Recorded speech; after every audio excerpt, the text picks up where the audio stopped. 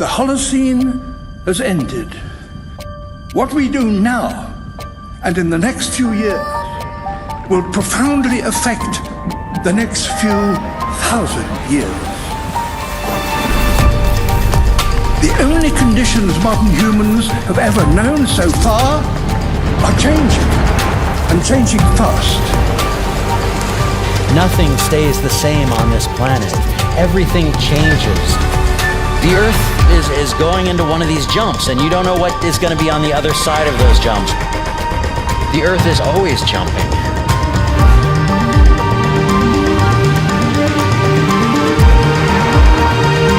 Things move on this planet. Things are not still. Everything is turning.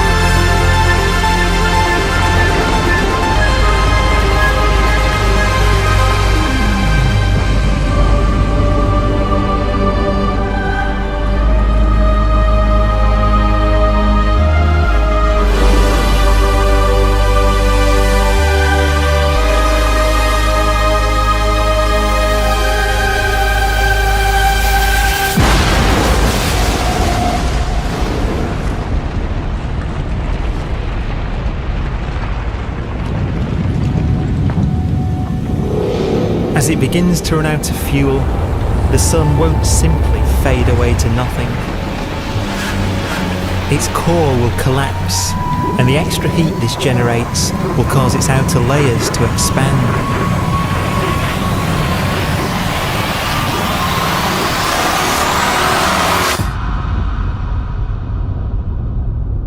The sun is now dead. Its remains slowly cooling in the freezing temperatures of deep space.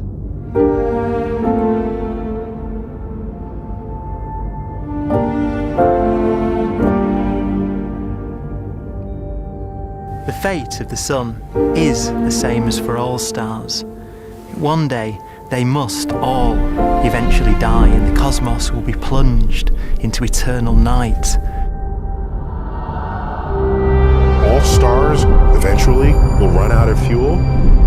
The temperature of the universe drops. The stars, one by one, in the night sky will turn off. And there'll be no more new stars created. And so that the universe will end not with a bang, but with a whimper. And not in fire, but in ice.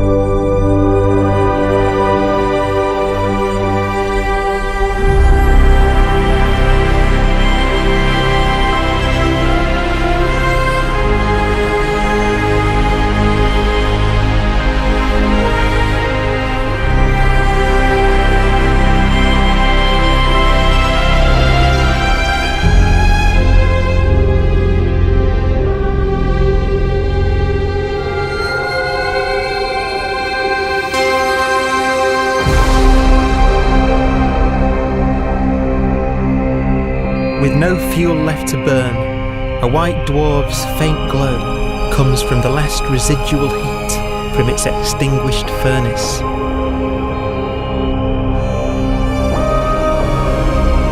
Looking at it from where the Earth is now, it would only generate the same amount of light as the full moon on a clear night.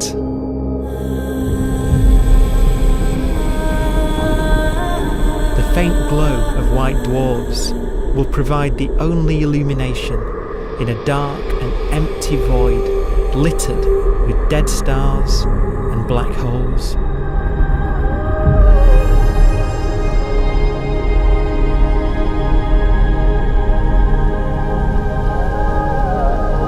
in some ways, it's kind of a ghost universe. It's the corpses, the zombie stars, that will take us into the future.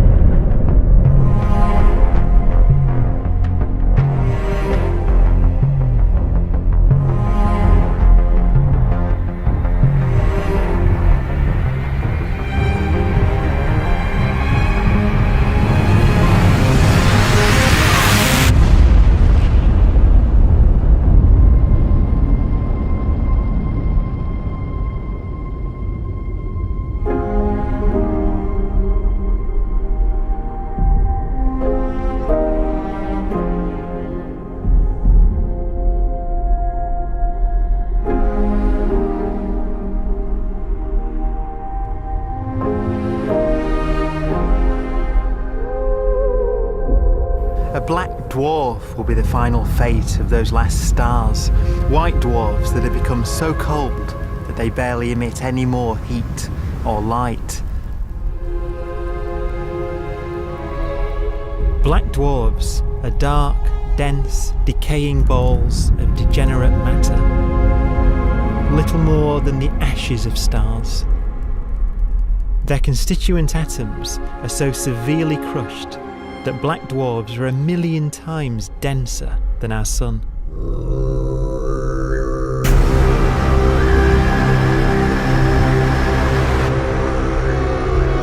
Stars take so long to reach this point, we believe there are currently no black dwarfs in the universe.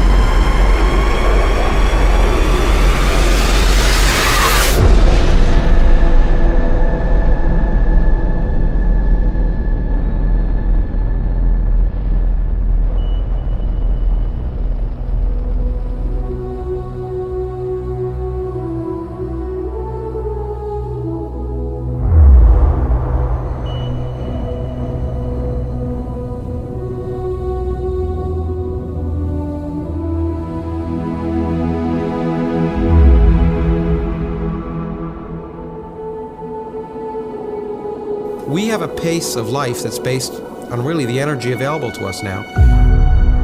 You could imagine living conscious systems which have a very different pace and therefore can extend out at least a lot farther than you'd imagine otherwise. You could have a living system where if it had a thought every 10 trillion years, that would seem normal. Even if our life dies out, one could imagine at some time arbitrarily far in the future, a fluctuation occurs which allows intelligent life to exist again for a little while. So you might have islands in time of intelligence.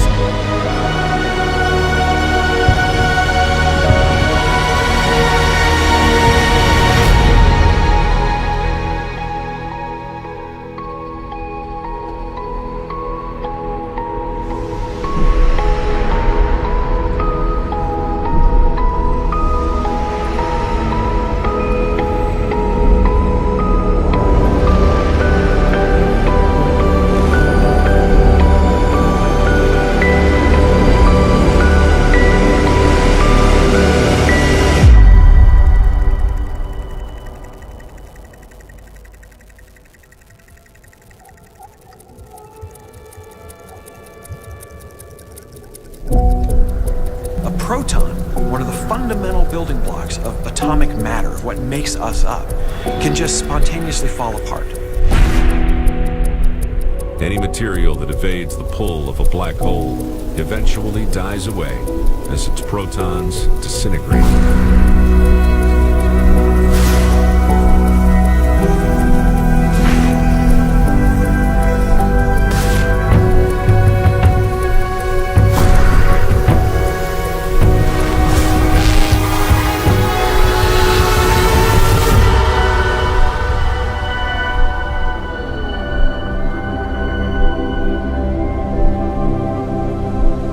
The matter inside black dwarfs, the last matter in the universe, will eventually evaporate away and be carried off into the void as radiation, leaving absolutely nothing behind.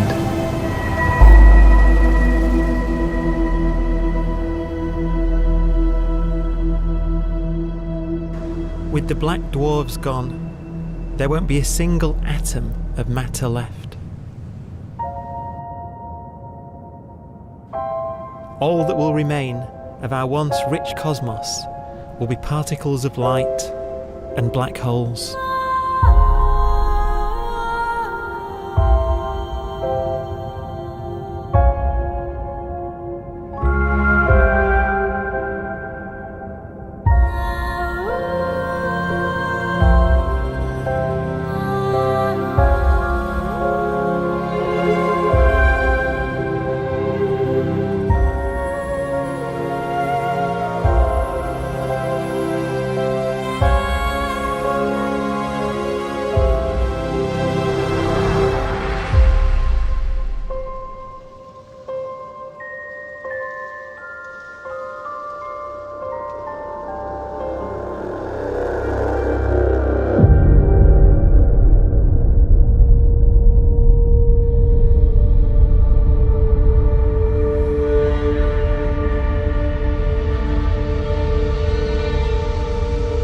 The arrow of time creates a bright window in the universe's adolescence, during which life is possible. But it's a window that doesn't stay open for long. As a fraction of the lifespan of the universe, as measured from its beginning to the evaporation of the last black hole, life, as we know it, is only possible for 1,000th of a billion billionth billion billionth billion billion billionth of a percent.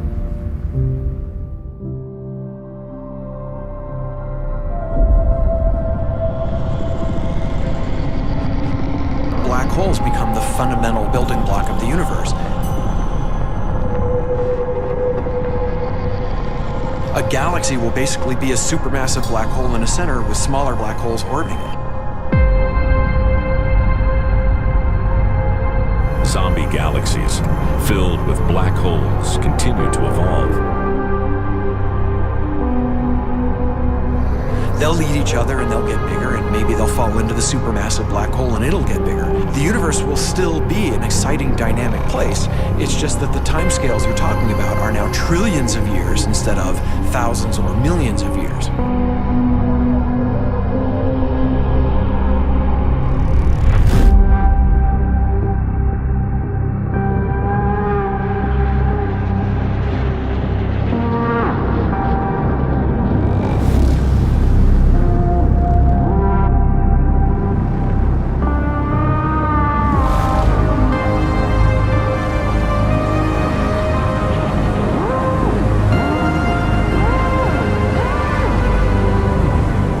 Black holes can bang on space-time like mallets on a drum.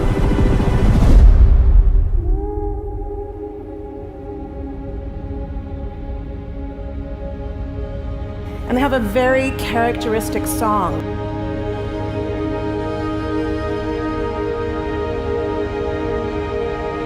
Imagine two black holes that have lived a long life together.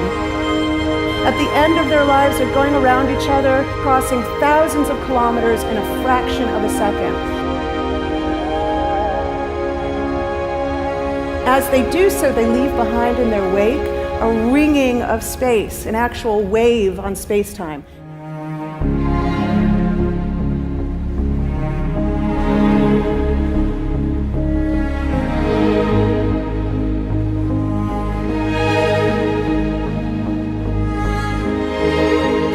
squeezes and stretches as it emanates out from these black holes banging on the universe. Those are the gravitational waves. They are literally the sounds of space ringing. And they will travel out from these black holes at the speed of light as they ring down and coalesce to one spinning, quiet black hole.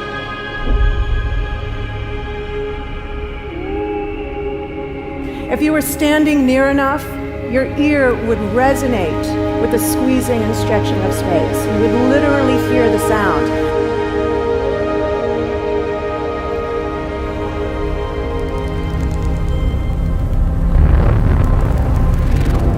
Imagine a lighter black hole falling into a very heavy black hole.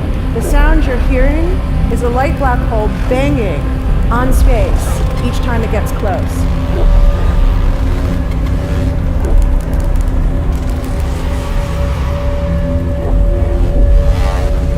As it falls in, it gets faster and it gets louder.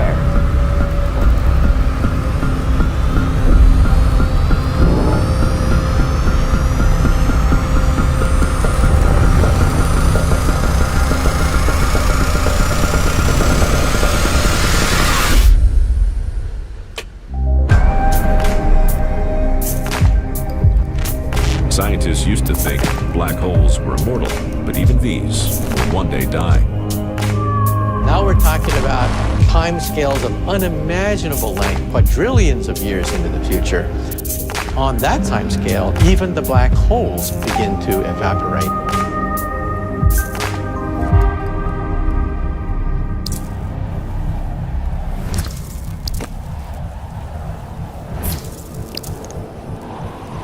According to quantum mechanics, space is filled with virtual particles, antiparticles, that are constantly materializing in pairs, separating, coming together again, and annihilating each other.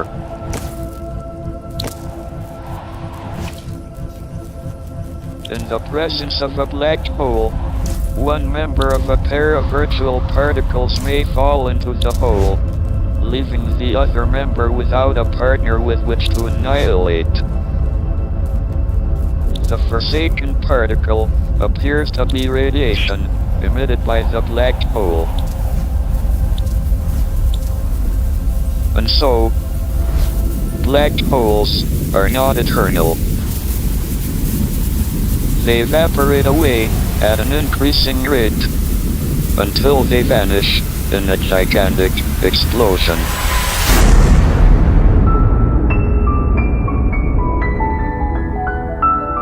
Quantum mechanics has allowed particles and radiation to escape from the ultimate prison, a black hole.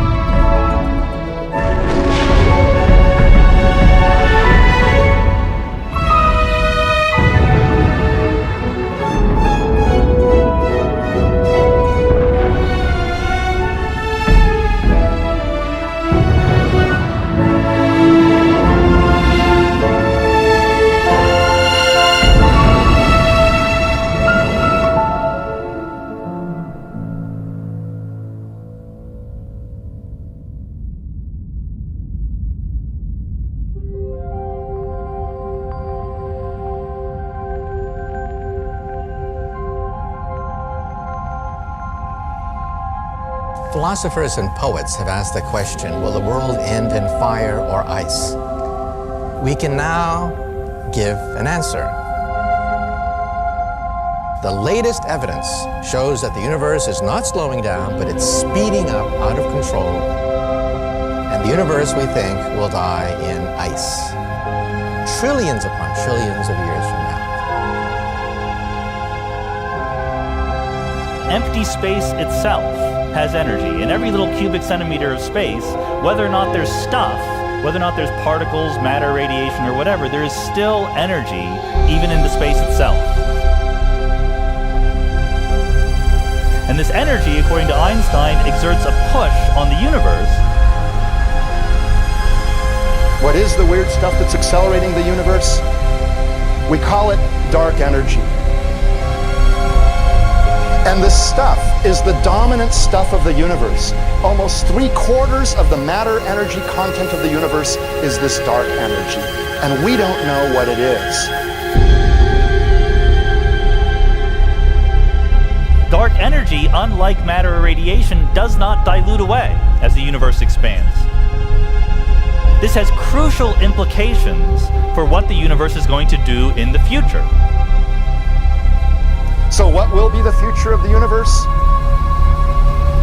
Well, if the dark energy remains dominant and repulsive, the universe will expand forever.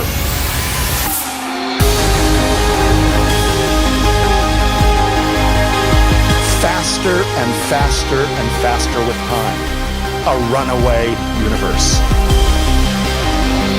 70% of the energy of the universe resides in empty space, and we don't understand why. But we do know what will happen. If that energy continues to be there, the universe will become cold and dark and empty. That's the future as it might be. We don't know because we don't yet understand the nature of dark energy. Until we do, we won't know the future. We won't even understand our own origins, and that's why we want to know and study this subject.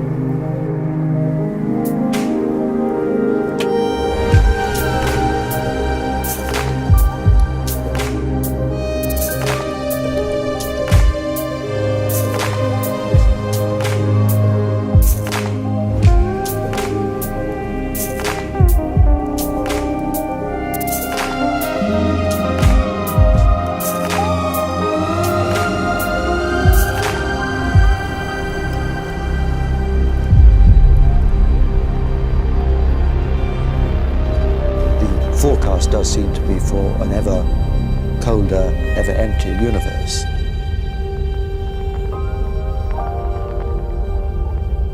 But then, of course, we have to ask, could that end lead to a new beginning? And there are ideas whereby what actually is the end of our universe could in some sense be linked to the beginning of a new one.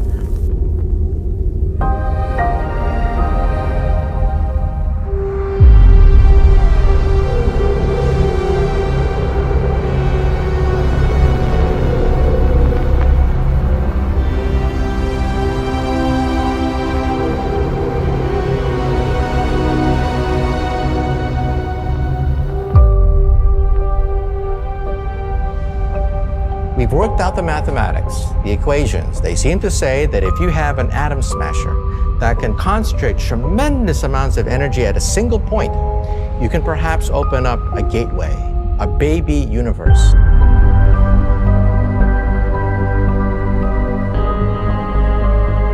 Facing the death of everything there is, this perhaps is their only possibility of escape. And this also raises a very intriguing possibility, sheer speculation of course, that perhaps any universe that has intelligent life in it will create baby universes, will create lifeboats, and proliferate child universes. So an evolution may take among universes in the multiverse. Survival of the fittest may take place. So those universes which do not have intelligent life are infertile. They have no children. But those universes that have mild temperatures, stars like us, would create civilizations that could open up child universes, and they would then proliferate.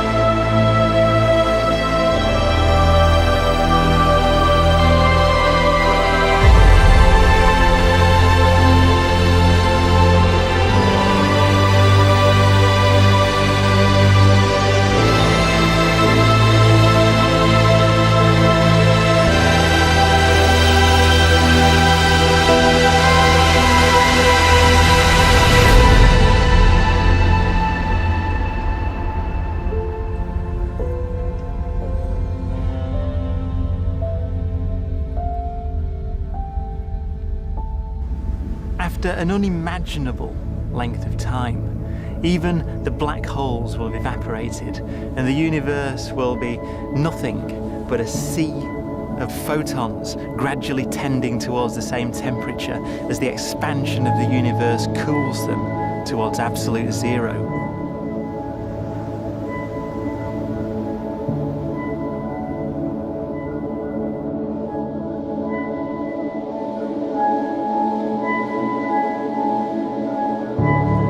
Once the very last remnants of the very last stars have finally decayed away to nothing, and everything reaches the same temperature, the story of the universe finally comes to an end. For the first time in its life, the universe will be permanent and unchanging. Entropy finally stops increasing because the cosmos cannot get any more disordered. Nothing happens, and it keeps not happening forever.